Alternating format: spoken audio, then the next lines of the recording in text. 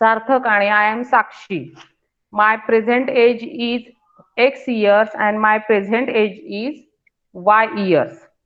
असं दोघांची वय एक्स आणि वाय म्हणून दिलेली होती. बरोबर आठवते? आठवते का? हो. कंप्लीट केली असेल सगळ्यांनी. आर्या कंप्लीट केली का तू? हो. आर्या तू कंप्लीट केली आहेस का? आर्याचा आवाज फक्त यायला पाहिजे. आर्या. हो. हा. मग ती कंप्लीट करत असताना तुला अडचण कुठं कुठं आली? का काही अडचणच आली नाही? नाही. नाही. बरं, आता रिड्युसिबल इक्वेशन्स मध्ये आपण इक्वेशन्स रिड्यूस करायला शिकलो. त्याच्यामध्ये एक दोन अडचणी मला पाठवलेल्या आहेत की मॅडम हे उदाहरण मला समजलेलं नाही, हे उदाहरण करता येत नाही. तर ती दोन्ही उदाहरणं मी व्हॉट्सअपनं पाठवतेच, सगळ्यांनाच पाठवते ग्रुपला.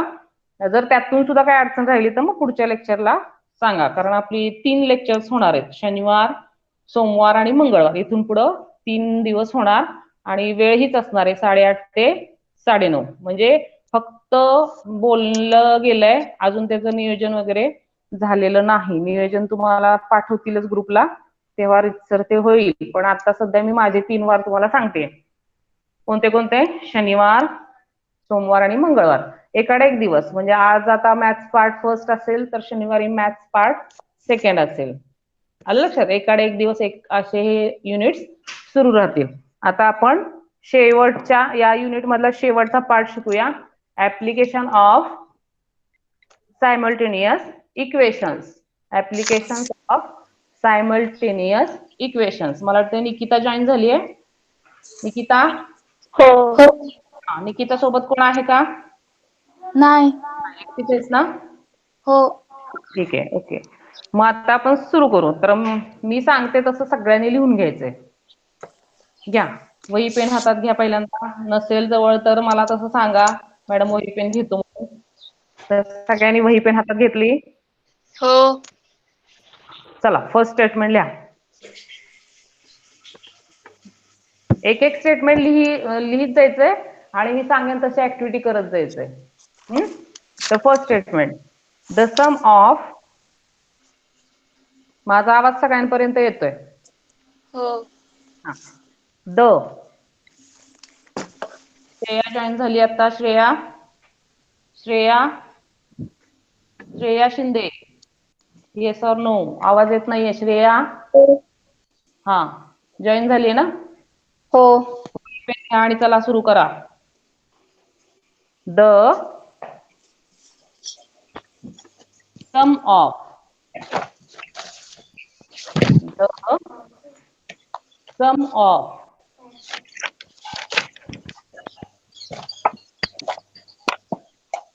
झालं. 2 numbers. TWO 2, TWO 2 numbers. TWO 2 numbers is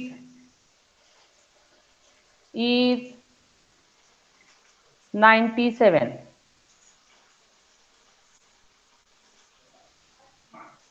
Is 97. Is 97. बरं, आता हे वाक्य सगळ्यांना ऐकायला आलंय? हो. आता श्रेया मला सांग काय वाक्य आहे, मला जरा रिपीट कर. श्रेया. 97. आता तुम्हाला करायचंय काय, या इक्वेशन. तुम्हाला या वाक्यांचं फक्त मॅथमॅटिकल एक्सप्रेशन मध्ये कन्व्हर्शन करायचंय. मग हे फर्स्ट स्टेटमेंट आहे. The sum of 2 numbers is 97. The sum of 2 numbers is 97. तर हे वाक्य मी एक व्हेरिएबल वापरून सुद्धा लिहू शकते आणि 2 व्हेरिएबल वापरून सुद्धा लिहू शकते. तर दोन्ही गोष्टी करायच्यात आपल्याला. सिंगल व्हेरिएबल वापरून सुद्धा लिहायचंय आणि 2 व्हेरिएबल वापरून सुद्धा लिहायचंय. आलं लक्षात? मग तुम्ही जे वाक्य लिहिलंय त्याच्या खाली 2 सेपरेट लाईन्स करा. 2 सेपरेट लाईन्स मध्ये ते दोन्ही वाक्य दोन्ही ते एकच वाक्य दोन्ही पद्धतीने लिहायचंय. म्हणजे एकदा 2 व्हेरिएबल वापरून लिहायचंय आणि एकदा सिंगल व्हेरिएबल वापरून सुद्धा लिहायचंय. तर काय असेल ती दोन्ही स्टेटमेंट? मॅथमॅटिकल फॉर्म काय असेल त्या स्टेटमेंटचा?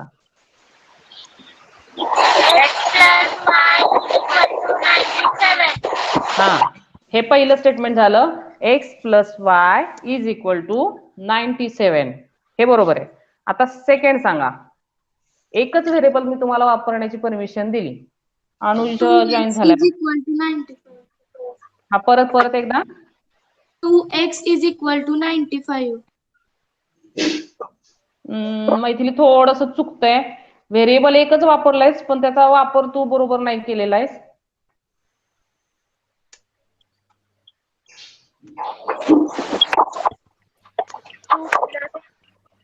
Two plus x is equal to 95. 97 आहे. हा, 97. आता पहिलं स्टेटमेंट तुम्ही जे केलं की नाही, X plus Y is equal to 97, हे ऍक्युरेट त्याच्या बरोबरच आहे. कोणतं? The sum of two numbers is 97. आता समजा हे तुम्हाला एक सिंगल व्हेरिएबल वापरून वाक्य लिहायचं असेल तर वाक्य काय असेल? तर तुम्हाला एकच व्हेरिएबल पहिल्यांदा कन्सिडर करावं लागेल. सपोज एक्स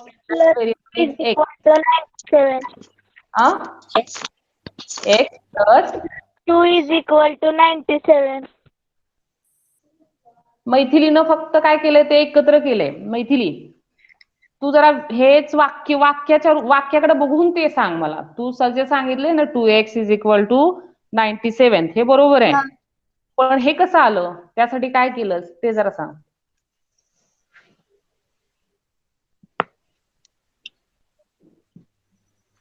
का आलं 2x?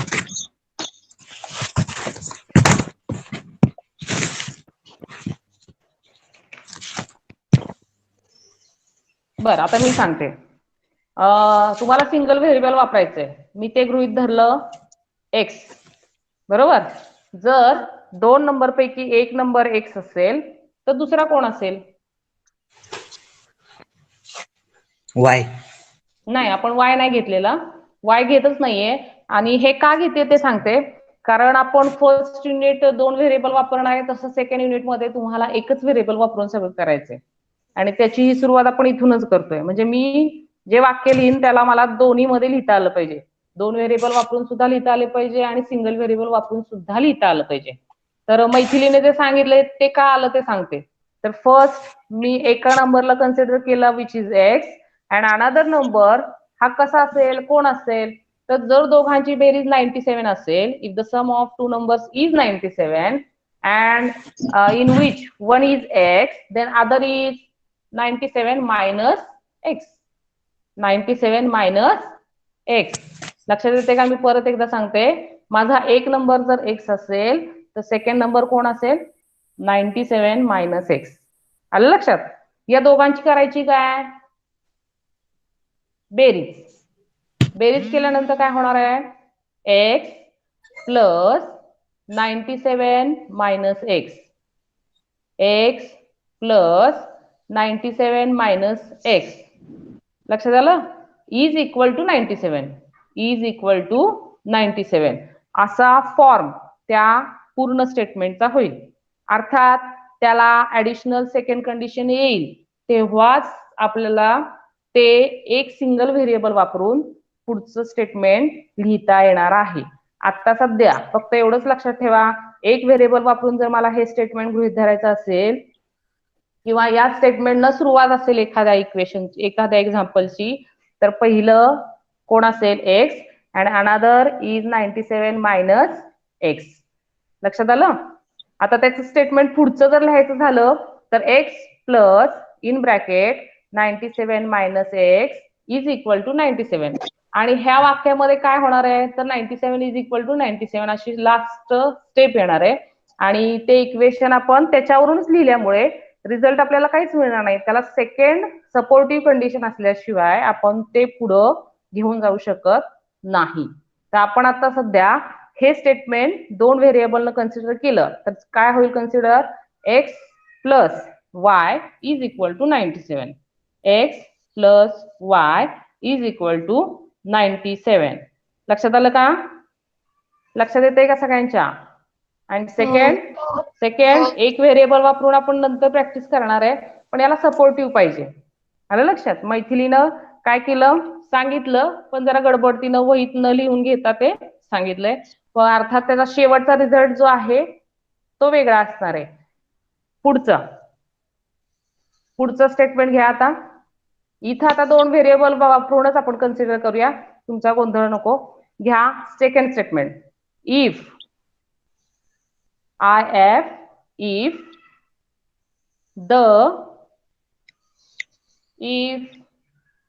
the greater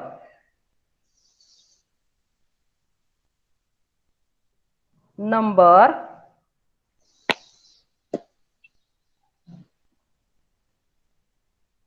is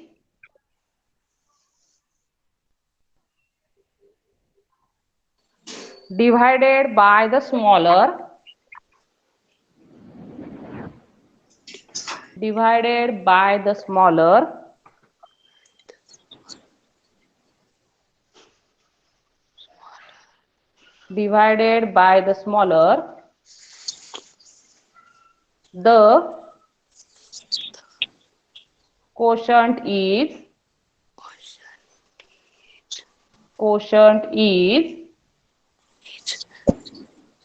लिहितायत ना सगळे? हो. quotient QUOTIENT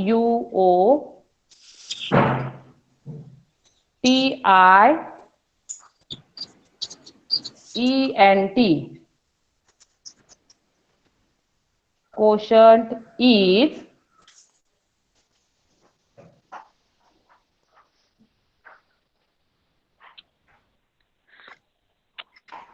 7. Quotient is 7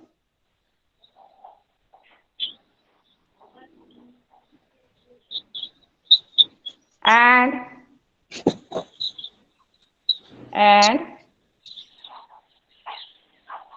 remainder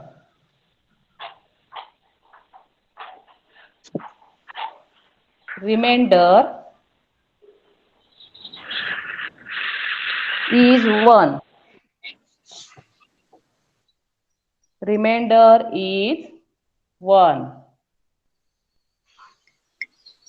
Find the numbers. Find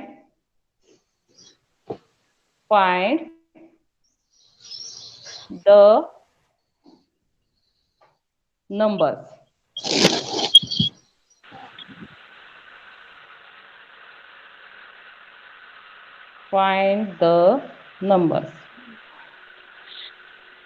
आता पुढचं स्टेटमेंट काय होतं?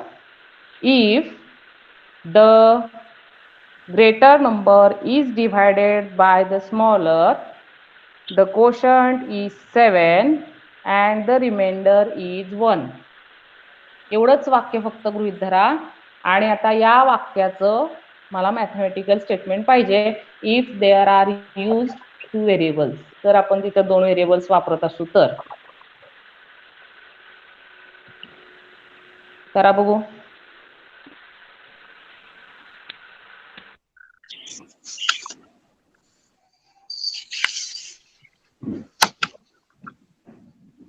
x divided by y is equal to 1.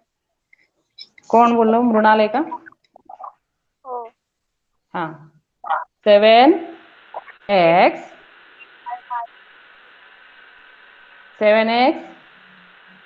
Divided by 5. किती जणांचा असं आलाय?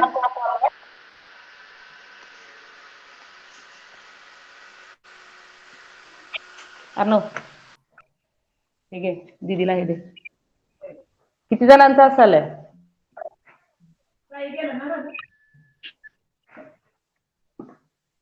बोला. किती जणांचं असं आलंय? मृणाल सारखं किती जणांचं आलंय? If the greater number is divided by smaller, the quotient is 7 and remainder is 1. परत एकदा सांगते. मृणाल, काय केलं जरा क्रिया सांग.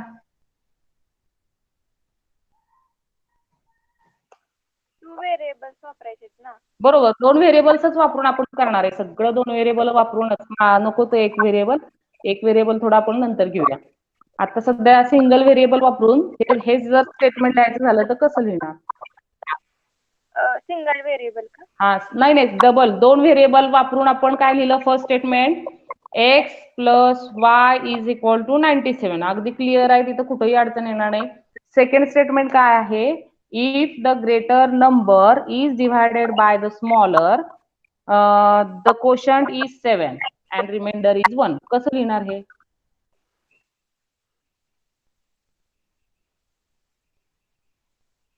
बरं, आता मी सांगते तसं करा. एक्स आणि वाय मध्ये तुमच्या मताप्रमाणे तुम्ही एकाला मोठा आणि एकाला लहान असं ठरवायचंय. बरोबर?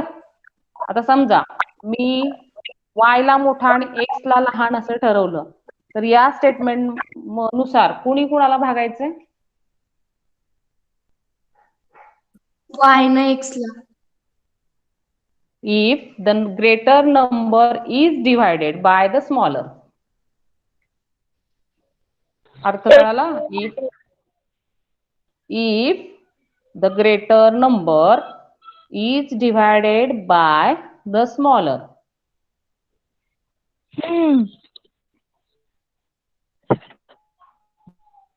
If x is greater, then y is smaller. X is greater, y is smaller. तुम्ही जे ठरवाल तसं होणार आहे. फक्त तुम्ही ठरवायचंय आणि ते मांडायचंय. आपण असं सरळच जाऊया. x कसा आहे? पहिला आहे तो ग्रेटर, दुसरा आहे तो स्मॉलर. पहिला येईल तो पहिल्याला, दुसरा येईल तो दुसऱ्याला. मग पहिला ग्रेटर आहे तो x आणि दुसरा आहे तो y स्मॉलर. मग कुणी कुणाला भागायचंय? y न x ला भागायचं का x ला y न भागायचं? एक्स न वायला. x न y ला भागायचं. आता मी जर 24 डिवायडेड बाय 8 असं म्हटलं का? 24 डिवायडेड बाय 8. 24 डिवायडेड बाय 8 म्हणजे कुणी कुणाला भागलं मी? 8 न एक्स न 24 ला. 8 ने बाय म्हणजे ने. बरोबर? ने भागले. कुणी भागले? 8 ने भागले. कुणाला भागले? 24 ला भागले. बरोबर की नाही? 24 ला 8 ने भागले. बरोबर? 24 डिवायडेड बाय 8. 24 divided by 8. इथंही तसंच आहे. Greater number is divided bye smaller. Greater number is divided bye smaller. Greater number is divided by smaller. If greater number is x,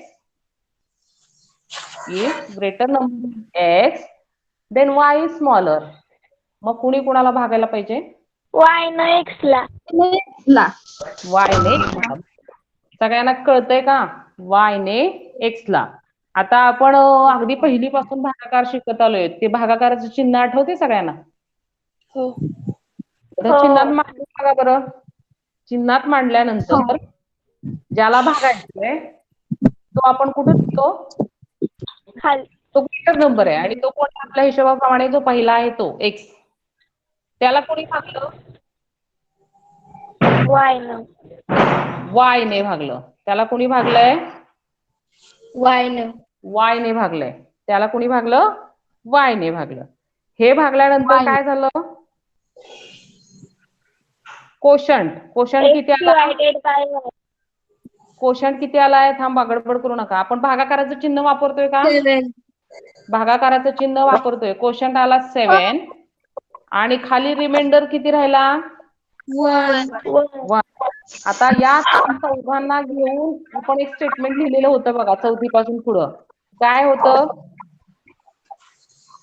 भाज्य बरोबर, वाटल्यास लिहून घ्या तिथं, मराठीत लिहिलं तरी चालेल. भाज्य बरोबर भाजक गुणिले भागाकार अधिक बाकी, असं आपण चौथीपासून शिकत गेलोय. जसं आपण प्रकार शिकलोय तसं आपण हे स्टेटमेंट वापरायला शिकलोय.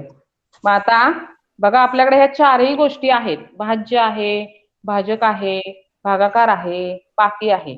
भाज्य म्हणजे कोण? डिव्हिजंड आहे. भाजक म्हणजे कोण? डिवायझर आहे. भागाकार कोशंट आहे आणि रिमाइंडर बाकी आहे. आहे का? आता या सगळ्या चारही गोष्टी त्या त्या ठिकाणी ठेवा म्हणजे तुम्हाला पुढचं बघा. भाज्य कोण? Greater number. एक ते कोण आहे? एक ग्रेटर नंबर. तो बरोबर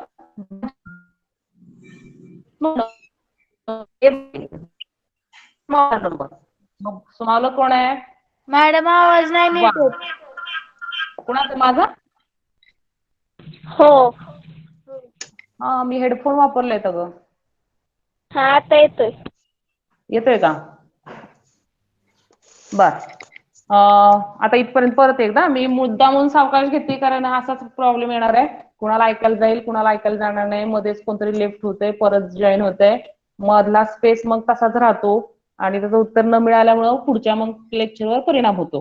तर असं काय असेल तर सांगा, स्वतःला अनम्यूट करून सांगा. बर. x इज इक्वल टू भाजक कोण? y. भागाकार कोण? 7 हा म्हणजे मल्टिप्लाइड बाय 7 प्लस 7 बाकी कोण? 1 मिळालं का बघा सेकंड स्टेटमेंट. हो. आता ते स्टेटमेंट त्याचा जनरल फॉर्म मध्ये लिहायचंय. जनरल फॉर्म मध्ये लिहायचंय. पहिल्यांदा याला सरळ आहेच तो, फक्त आपल्याला y ची टर्म त्यांचा गुणाकार करायचा आहे.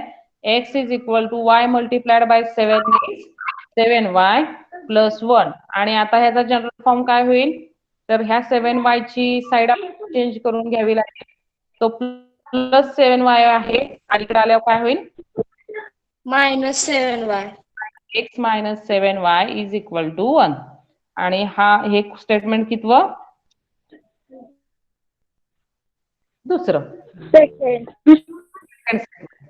आता ती दोन स्टेटमेंट एका खाली एक मांडा.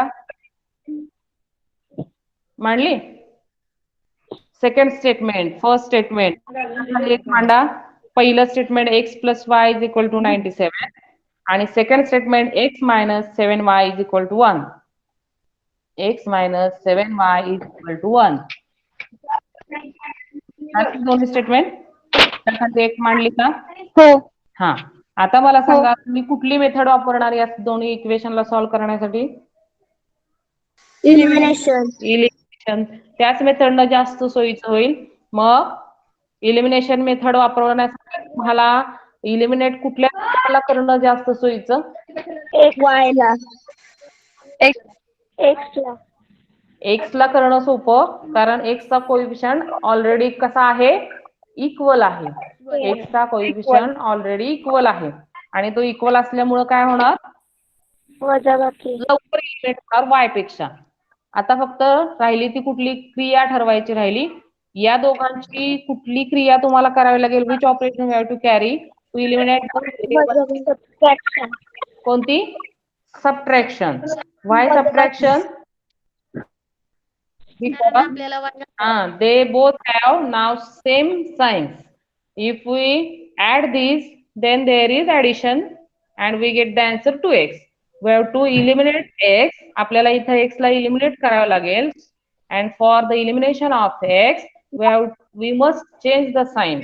We must carry the opposite sign variable x.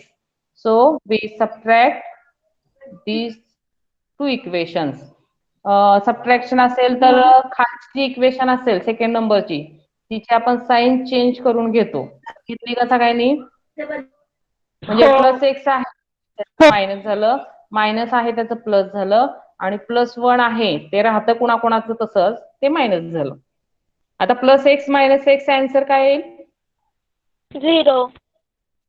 0 म्हणजे त्याचं ऑलरेडी इलिमिनेशन झालं. आता पुढचं क्रिया आपल्याला सायन्स बघूनच करायचं आहे. Plus y plus 7y plus y plus 7y -6y. Nikita plus y plus y. Nikita plus y plus 7y plus Maithili का 8y. Plus 8y 8y. 8y is equal two plus 97 minus 1 96. 96 नाथा लेफ्ट झाला. आता y ची value काढा. 12. y ची value काढा. What is the value of y? 12. 12. 12 बरोबर. आणि आता आपल्याला x ची व्हॅल्यू शोधायची आहे. How to find the madam x? कुठल्याही इक्वेशन मध्ये ठेवा. त्यातलं इक्वेशन कुठली आहे? इक्वेशन तन्वी आहे का इक्वेशन फर्स्ट सोपी? तन्वी हो. तो मला सांगा, जर x 12 असेल तर y 12 असेल तर x ची व्हॅल्यू काय असेल? करून सांगा. पुटिंग इन इक्वेशन 1 y च्या ऐवजी काय 12 मग 85.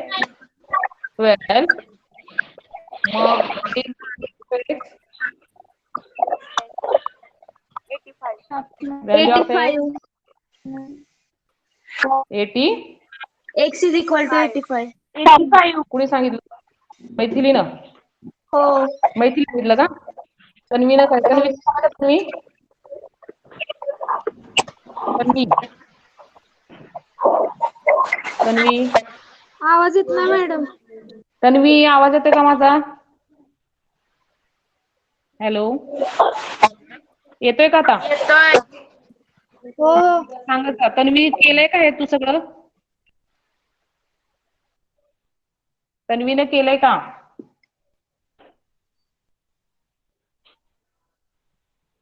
ठीक आहे पुढे जाऊया मग. आता शेवटी आन्सर केलंय? बर मग आता शेवटच्या प्रश्नाचं विचारलेलं आन्सर फाइंड नंबर्स.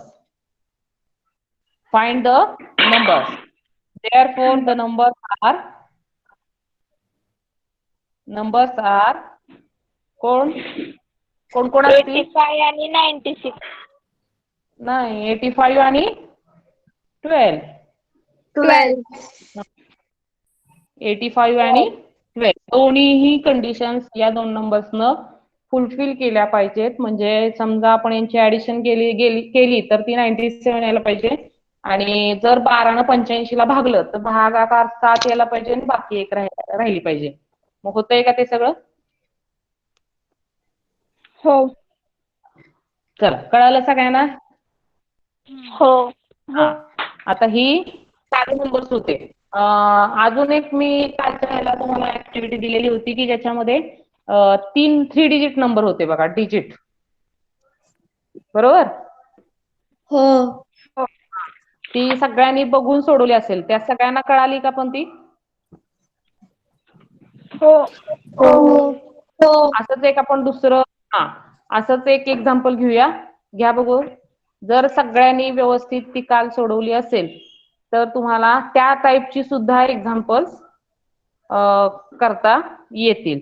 याच्यामध्ये ती जर कळाली असेल तर मला वाटते मी अजून एक 2 डिजिट नंबरची ऍक्टिव्हिटी दिलेली होती की जी तुमच्या पुस्तकामध्येच आहे प्रॉब्लेम सेट मध्ये. तिथं तुमचा 58 नंबर आलेला होता 2 डिजिट नंबर. केले हो. Example digit number the number with digit interchange odd up to 143. Complete केली ना सगळ्या ऍक्टिव्हिटी? त्या ऍक्टिव्हिटी तुम्हाला काय अडचण का? नाही. म्हणजे आणि समजा यातून सुद्धा एखाद्याला कळत नसेल तर आपण ते घेणार आहोत. पण तसं सांगायचंय तर मला कालची ऍक्टिव्हिटी सॉल्व्ह करताना अडचण येत असेल किंवा आली असेल तर आपण ते एक्झाम्पल जरा उजरतं बघूया. 2 डिजिट नंबर म्हणजे किती अंकी संख्या? 2 अंकी संख्या. आणि या 2 मध्ये त्यांनी पुढच्या कंडिशन दिलेत बघा. 2 हा आकडा आला की x आणि y डोक्यात ठेवायचं. x आणि y. आता ते साधे नंबर होते, प्लेन नंबर होते. त्याला आपल्याला x म्हणता आलं, दुसऱ्याला y म्हणता आलं. पण हा 2 डिजिट नंबर असल्यामुळे डिजिट जरी 2 असले तरी त्याची प्लेस वेगळी असते. आणि ते तुम्हाला ऍक्टिव्हिटी मध्ये व्यवस्थित कळालेलं असेल. तरी बघूया आपण. The number with digits interchange. The number with digits interchange. खाली दिलंय बघा. Digits in unit place is x and tense place is y. Digit आहेत ते डिजिट. आणि आता त्यांनी तयार होणारा जर नंबर आपण घ्यायचा झाला तर तो कसा होईल, तर युनिट प्लेसचा नंबर त्याला 1 न मल्टिप्लाय करावं लागतं, मग तो 1च राहतो. आणि टेन्स प्लेसचा नंबर त्याला आपल्याला 10 न मल्टिप्लाय करावा लागतो, कारण का तो टेन्स प्लेसला आहे म्हणून तिथं 10y म्हणजे त्या चौकटीत पहिला जो आला अंक किंवा संख्या ती कोण असेल, तर 10. मग 10y प्लस x चेक करा वाटल्यास. The number obtain by interchanging digits. आता डिजिट्सची आदला बदल म्हणजे माझ्याकडे जर 32 ही संख्या असेल तर 32ला मी त्याच्यामधल्या अंकांना जर इंटरचेंज केलं तर कुठली संख्या मिळेल मला त्याच्यानंतर, 23. म्हणजे मी अंकांची आदला बदल केली, प्लेसेस चेंज केल्यात आणि त्याच्यामुळे पुढचा the number obtain by interchanging digits is काय असेल, तर 10x प्लस y. म्हणजे x जो युनिट प्लेसला होता तो टेन्स प्लेसला आला आणि जो टेन्स प्लेसला y होता तो युनिट प्लेसला गेला. याला म्हणायचं इंटरचेंजिंग. मग interchanging, after interchanging 10x plus y आपल्याला सेकंड नंबर मिळतो. आणि आता अकॉर्डिंग टू फर्स्ट कंडिशन, पहिल्या कंडिशन नुसार काय होईल, 2 digit number plus number obtain by interchanging the digits is 143. त्या दोघांची बेरीज काय आहे, 143 अप टू 143, अप टू 143 म्हणजे दोघांची बेरीज 143 आहे. एका ब्रॅकेट मध्ये त्यांनी लिहून दिलंय 10y plus x plus second कोण असेल, सेकंड कोण असेल दुसऱ्या, 10x plus y. 10x plus y. नाथा आहे ना, नाथा हो. बघताय का सगळे? नाथाने केलाय का अभ्यास कालचा? नाही केला. पुस्तक आहे का समोर? पुस्तक आहे का नाथा समोर? हो हाय. 28 नंबरचं पान आहे, त्याच्यावरती ऍक्टिव्हिटी आहे बघ. केला नाहीस तू अभ्यास कालचा? नाही. का बरं?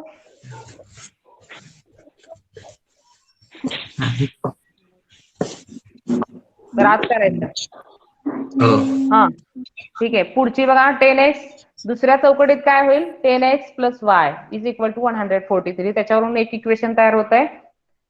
पुढचं 10y प्लस x. इथल्या मधल्या स्टेप्स ज्या आहेत त्यांनी लिहिलेल्या नाहीत, ते आपण लिहायच्यात.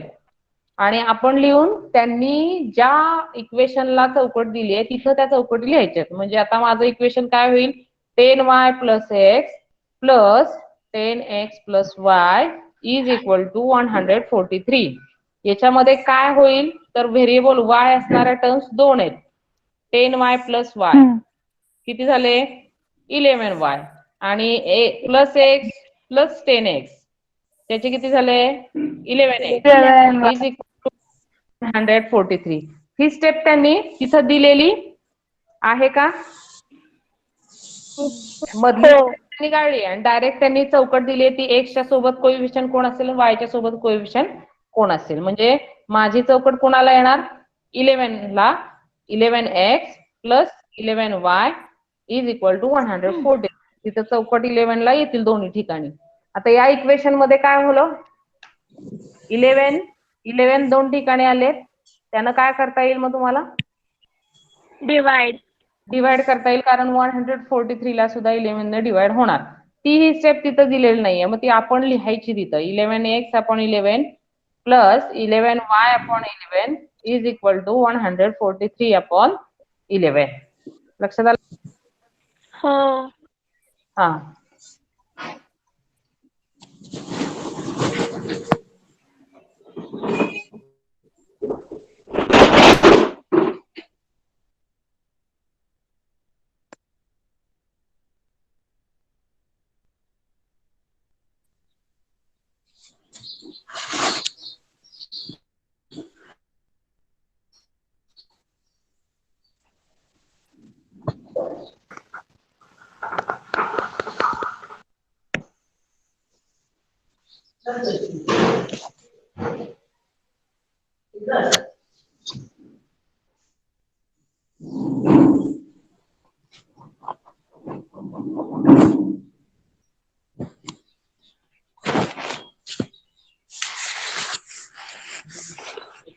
मॅडम तुमचा साऊंड म्यूट आहे.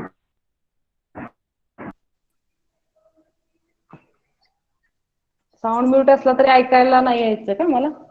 बरं इक्वेशन सांगा लास्ट.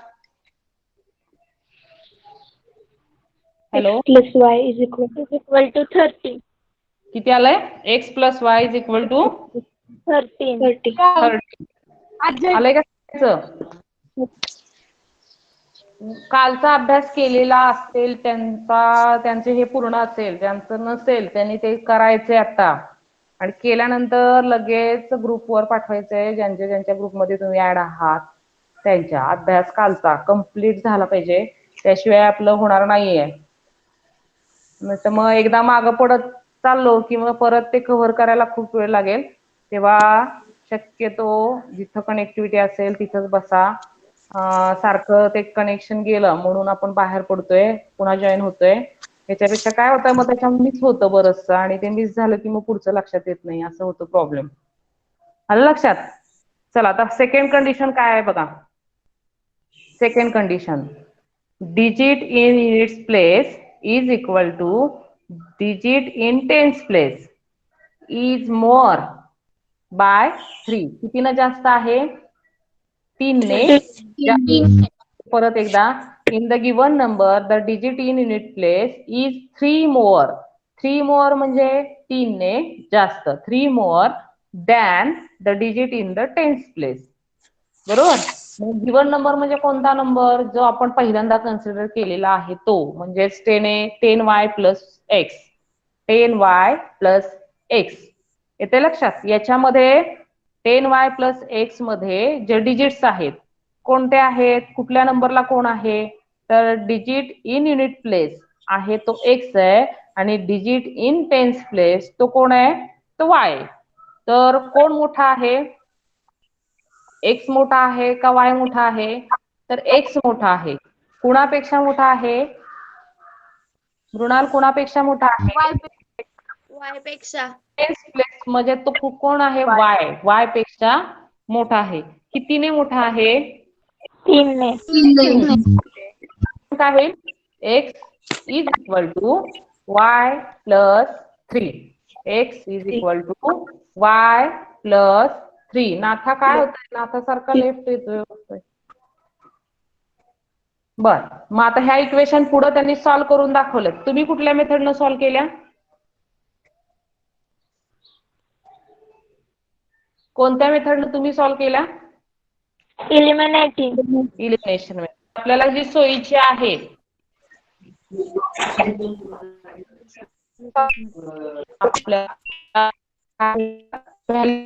त्यामध्ये मला वाटतं x ची व्हॅल्यू 8 ही त्यांनी काढून दिलेली आहे आणि y ची व्हॅल्यू किती आहे?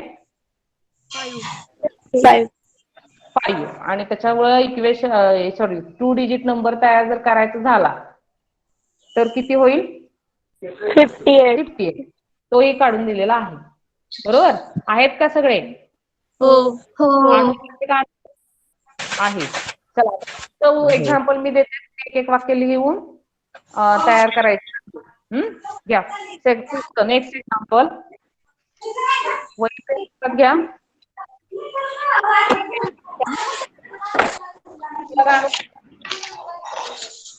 नंबर्सच्याच बाबतीतलं हे एक्झाम्पल आहे. या the sum of the sum SUM the sum of the परत एकदा the numerator NUMERATOR numerator and denominator and denominator of a fraction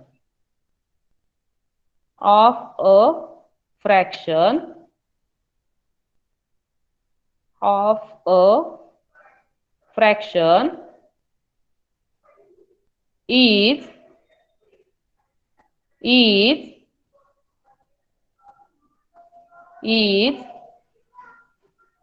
greater by 1 is greater by 1 by 1. सगळे लिहितायत ना? आवाज येतोय का माझा? हो. हा. निकिता जरा वाच परत एकदा काय लिहिलंयस ते. The sum of the numerator and denominator greater by 1. Of a fraction राहिला शब्द तुझा गाळा बघ. The sum of numerator and denominator of a fraction. कुणामधले आहेत ते न्यूमरेटर आणि डिनॉमिनेटर? तर फ्रॅक्शन मधले. Of a fraction is greater by 1 than. पुढचा शब्द than. Than thrice. Thrice. Thrice THRICE. Thrice. thrice the numerator. Thrice the numerator. Full stop. If the numerator is, if the numerator, if the numerator is decreased by what? Decreased म्हणजे काय? कमी केला. Decreased. DECREASED.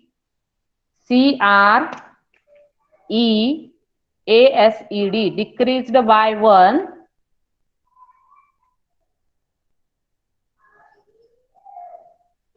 Then the fraction. Then the fraction reduces. Reduces.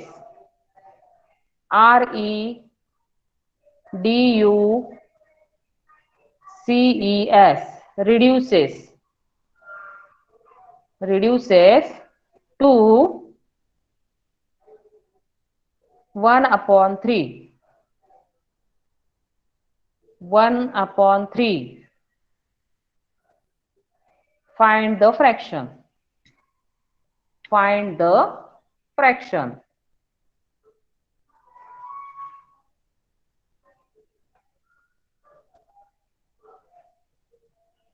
Find the fraction. पूर्ण हे झालंय ना लिहून? प्रश्न पूर्ण लिहून झाला ना सगळ्यांचा? हा. नाथा जरा वाच एकदा. The sum of the numerator and denominator of a fraction is greater by 1 than size the numerator. If a numerator is decreased by 1, then the fraction reduced to 1/3. Find the fraction. Fraction. बरोबर लिहिलंय सगळ्यांनी, होय की नाही? श्रावणी शिंदे आहे का नाही? श्रावणी शिंदे बऱ्याचदा बाहेर पडते ती. श्रावणी. श्रावणी. हा. लिहिलंयस तू उदाहरण? हो. मग आता पहिलं स्टेटमेंट तुला सांगते. The sum of numerator and denominator of a fraction. याच्यामध्ये तू काय करशील? न्यूमरेटरला x, डिनॉमिनेटरला y. हा बरोबर. पहिल्यांदा तुम्हाला काय घ्यावं लागेल? तो फ्रॅक्शन सांगावं लागेल की जो तुम्हाला माहित नाही. मग त्यासाठी तुम्ही न्यूमरेटरला एक व्हेरिएबल डिफाईन करणार आणि डिनॉमिनेटरला एक व्हेरिएबल डिफाईन करणार. मग त्याच्यामुळे तुमचा फ्रॅक्शन असेल x/y. मग ते पहिलं स्टेटमेंट सोल्युशन मध्ये लिहून टाका. काय असेल पहिलं statement? Let the numerator of a fraction be x and its denominator y. काय लिहिणार फर्स्ट स्टेटमेंट? लेट. हा लिहा. Let the numerator fraction of a fraction be x and its denominator y. लिहिलं? हे पहिलं स्टेटमेंट असेल. आणि जर हे पहिलं स्टेटमेंट असेल तर अनुज काय असेल फ्रॅक्शन? फ्रॅक्शन काय असेल? जर माझ्या त्या फ्रॅक्शनचा न्यूमरेटर एक्स असेल आणि डिनॉमिनेटर वाय असेल तर फ्रॅक्शन काय असेल? Then the fraction greater by 1. नाही अनुज लक्षात येते का? फ्रॅक्शन म्हणजे काय? ज्याला अंश आणि छेद असतो अशी एक फ्रॅक्शन आपण म्हणतो, अपूर्णांक म्हणतो. म्हणजे आपण आता रोजच्या व्यवहारात वापरताना 1/2 असं वापरतो.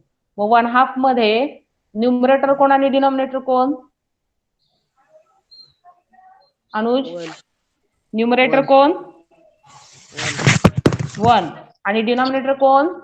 3. डिनॉमिनेटर कोण? 3. नाही, 1/2 आपण म्हणतो का? डिनॉमिनेटर 2. 1/2 म्हणजे न्यूमरेटर 1, डिनॉमिनेटर 2. 4th म्हणतो. 1/4, 1/4, 3/4 वापरतो की नाही शब्द? तो पण वापरतो आणि शब्द पण वापरतो. मग 1/4 मध्ये न्यूमरेटर कोण? 1. डिनॉमिनेटर 4. 3/4 मध्ये अनुज 3/4 मध्ये न्यूमरेटर कोण? 3. अनुज कुठे गेला की काय? अनुज 3. आणि डिनॉमिनेटर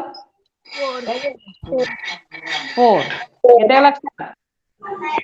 त्याच पद्धतीनं माझा न्यूमरेटर आहे एक्स आणि डिनॉमिनेटर आहे वाय, तर फ्रॅक्शन काय होईल? X upon Y. Anuj 3x. Anuj हा. बोल की फ्रॅक्शन काय होईल? 3x. न्यूमरेट नाही, 3 चा संबंधच नाहीये. आपला न्यूमरेटर काय आहे? एक्स आणि डिनॉमिनेटर काय आहे? वाय. मग फ्रॅक्शन कसा लिहिणार तू? X upon Y.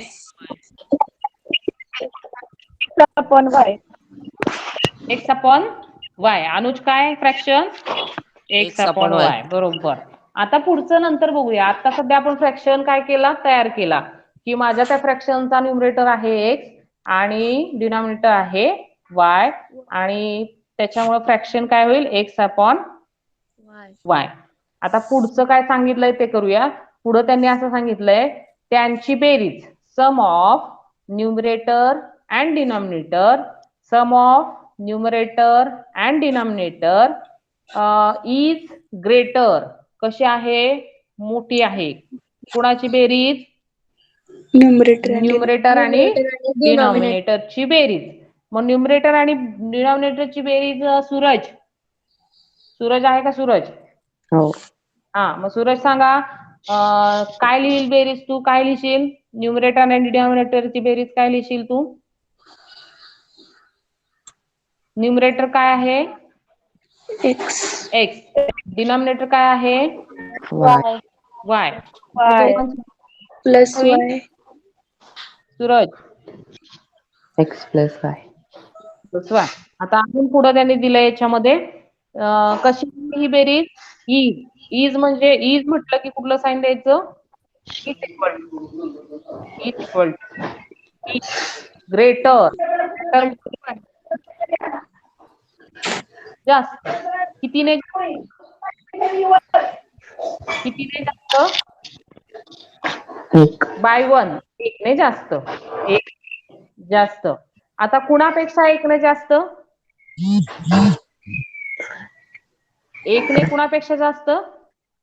Then twice the numerator. Numerator. Thrice the numerator म्हणजे थ्राइस म्हणजे तिप्पट. कुणाची तिप्पट? Numerator. न्यूमरेटर. कोण आहे न्यूमरेटर? X. बरोबर. मग सांगा मला इक्वेशन काय लिहिलं शेवटचं?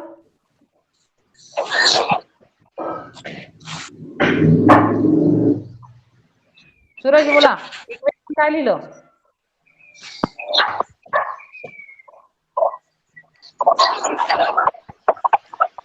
सूरज इक्वेशन काय लिहिलं?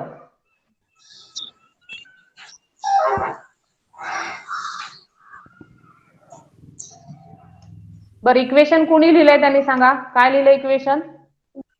अपर्णा लिहिलंय का इक्वेशन? श्रावणी देसाई इक्वेशन लिहिलंय का? हो. हा मग बोला ना. X plus Y Shravani is Desai. equal हा श्रावणी आहे ना? तुमचे हो. चेहरे दिसतात त्याच्यामुळे परत परत विचारावं लागतंय. इक्वेशन सांगा. सायली देसाई, सावली श्रावणी देसाई. नाव बदलून श्रावणी आहे का श्रावणी? X plus Y is equal to 1 plus 3x. बरोबर. x plus Y is equal to 1 plus 3x म्हणायच्या ऐवजी 3x प्लस 1. एकने जास्त 50 पेक्षा. मग 3x बरोबर इक्वेशन. आता हे इक्वेशन त्याच्या जनरल फॉर्म मध्ये लिहायचंय. जनरल फॉर्म मध्ये मला नेहा सांगेल. नेहा काय काय करावं लागेल? जनरल फॉर्म मध्ये लिहायचंय Neha. X plus Y is equal to Neha 4x. Neha बोला.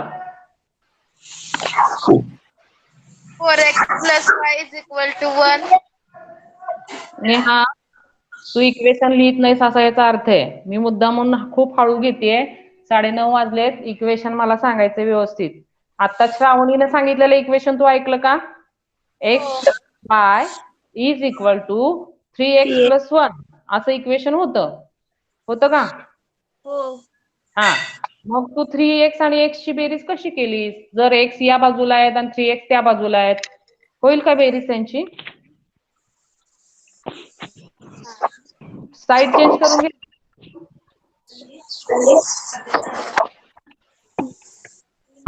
मृणाल इक्वेशन तयार केले का मृणाल?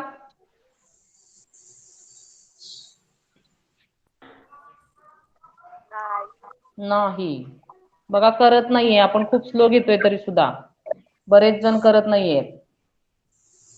वैभवी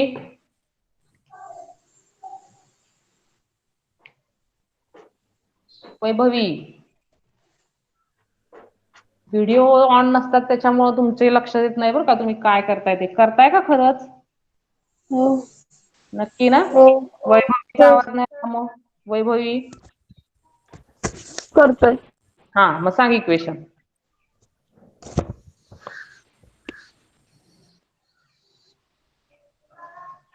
बरं इक्वेशन एक्झाम्पल तू लिहिलंयस ना? वैभवी एक्झाम्पल लिहिलंयस का?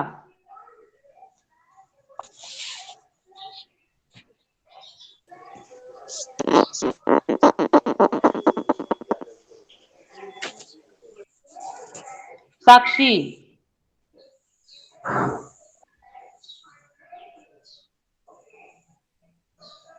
बरं ठीक आहे. मग थांबूया आपण इथंच. हे इक्वेशन हे एक्झाम्पल मला सॉल्व्ह करून दाखवायचं. सगळ्यांच्या यायला पाहिजे रिप्लाय. पूर्ण उदाहरण पहिल्यांदा लिहून त्याच्या खाली ते सोडवलेलं उदाहरण मला पाठवायचंय. एवढं एकच उदाहरण मला पाठवायचंय सोडवून. लक्षात येते का सगळ्यांच्या? हो.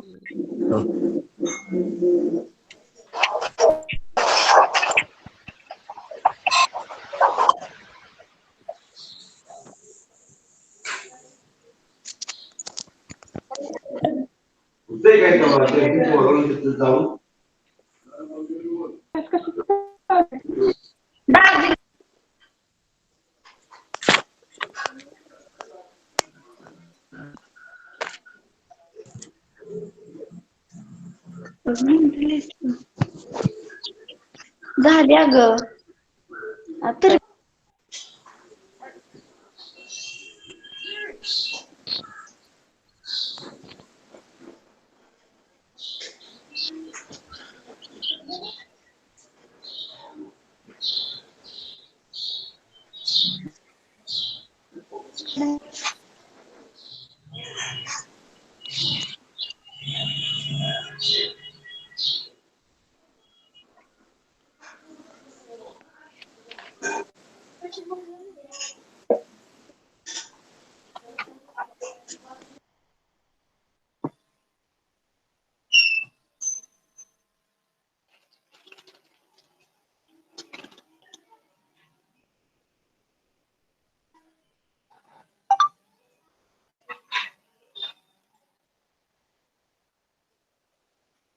निकाल कधी कळणार कसला दहावीचा?